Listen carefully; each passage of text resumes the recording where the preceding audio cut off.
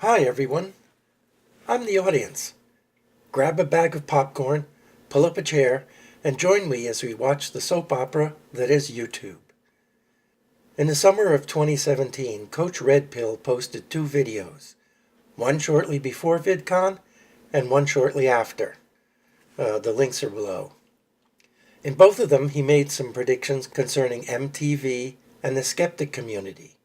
When those predictions didn't happen exactly as stated, a few people snickered, and for the most part, everyone dismissed the whole thing as an oops moment. But I rewatched those videos, and Coach's analysis was surprisingly insightful. Essentially, he made one critical mistake that made his overall assumption wrong, but did not invalidate all of the specific parts. We'll get to them in a moment. The first of the videos, Laci Green is using Chris Ray Gun, presented Coach's conclusion that Laci went after Chris because she's using him to build a new image, a new platform, a new following.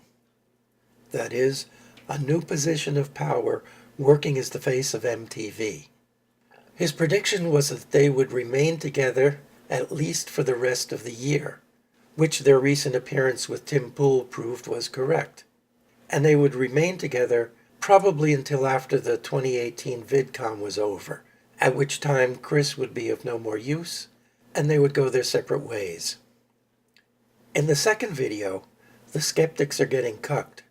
Coach expanded on that idea, stating that Laci was surreptitiously interviewing several of the skeptics for possible job offers from MTV, while proving her own worth to the company. At VidCon, Laci did go on the predicted charm offensive, building relationships with certain of the skeptics and charming them all, especially Sargon. Apparently, all of this, along with Francesca Ramsey's cordial meeting with Andy Worski, was supposed to be proof that MTV's parent company, Viacom, was planning a format change because of dropping ratings and was looking to hire some of the skeptics. According to Coach, the biggest loser would be Sargon. We'll get back to him in a moment. The big winner would be Roaming Millennial, who'd be the new face of MTV. Not Laci Green. Andy Worski, with or without Chris, would be the new Johnny Knoxville, and Bunty King would be the new minority hire, although Coach did at first mention some black guy as the possible minority hire. Dave Cullen and Based Mama would get corporate funding for Kilroy, which would take off like a rocket. Coach pointed to CNN's buyout of Casey Neistat as proof that some of the corporate media were looking to increase their views by incorporating YouTubers into their plans. But I was listening to Tim Pool the other day when he mentioned that CNN and Neistat were going their separate ways. That's kind of what I suspected would happen. The reason so many YouTubers are getting more views than the corporate media is clearly that the corporate media destroys with mediocrity anything it touches. After a brief absence, Francesca was back, still making videos but on a reduced scale. And the skeptic community may have gelled as a group at VidCon, but even then there were indications that the group was beginning to fall apart. Essentially, Coach made two mistakes. One and a half. Viacom is a corporation, but not like the traditional corporations Coach was familiar with. In a traditional corporation, making money is the number one goal. Viacom, however, is more like Google.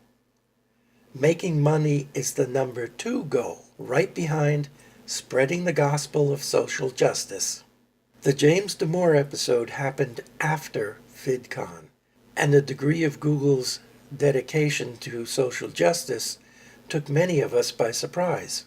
If Viacom had been a normal corporation, MTV might just have made the attempt to hire some of the skeptics and garner all of their collective views. But Viacom turned out to be just like Google. That was Coach's big mistake. The second mistake Coach made was based on the first. If MTV really were wooing the skeptics, corporate sponsorship of Kilroy would have been assured, because it would have been a magnificent investment for Viacom. I have to say, I've helped put on a number of fan conventions and directed one myself, so I am familiar with the mistakes newbies make when holding their first convention. Strangely, the group putting on Kilroy did not seem to be experienced at putting on fan conventions, nor did they seem to be new at it.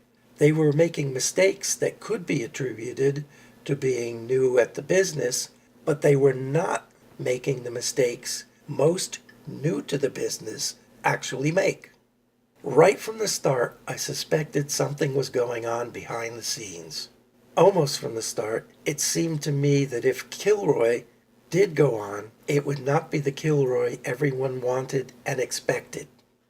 So here we are. Viacom did not try to hire the skeptics, and MTV is not sponsoring Kilroy. However, Roaming Millennial might not be the new face of MTV, but she is with CRTV. Andy Worski might not be working at MTV, but Worski Live is making Andy's reputation as a talk show host to keep your eyes on.